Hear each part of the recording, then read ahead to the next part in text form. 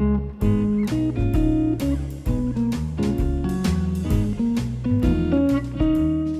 of the best known Christmas songs is about three kings who came to visit the baby Jesus. Each year, thousands of Christmas scenes show the kings gathered with the shepherds around the baby Jesus in a stable. But we've seen that Jesus wasn't born in a stable, so what else isn't right? Matthew's account of the birth of Jesus talks about wise men from the east who came to visit Jesus, bringing gifts.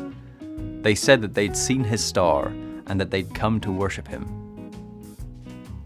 But they didn't come at the same time as the shepherds. It was anything up to a couple of years later. Luke's account doesn't mention these wise men, just as Matthew's account doesn't mention the shepherds that Luke records. This isn't a contradiction. It just means that Matthew and Luke give separate accounts based on separate sources.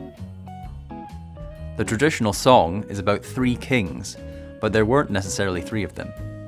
Tradition says that there were three because they brought three gifts, but we don't know how many there were.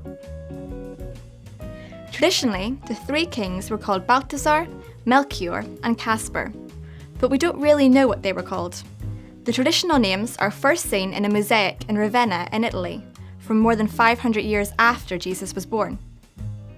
And they weren't kings. They were magicians or astrologers, traditionally translated as wise men. They came from Persia or Babylonia, modern-day Iran or Iraq. How did these Eastern magicians know about the King of the Jews, and why did they care? At that time, there was a widespread belief that a ruler would arise from Judea. This is mentioned by the Roman historians Tacitus and Suetonius, and by Virgil, and the Jewish historian Josephus.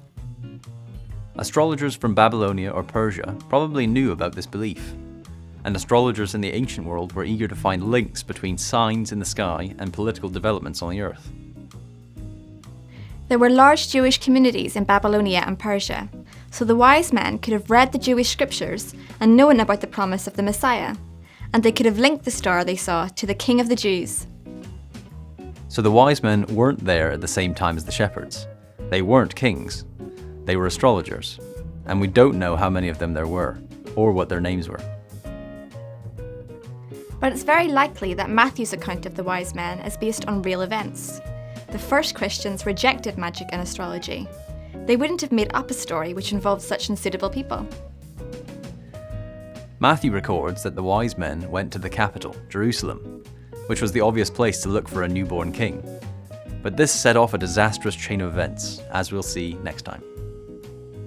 Meanwhile, if you'd like to think more about this, why not read Matthew's account of Jesus' birth? There's a link in the text with this video.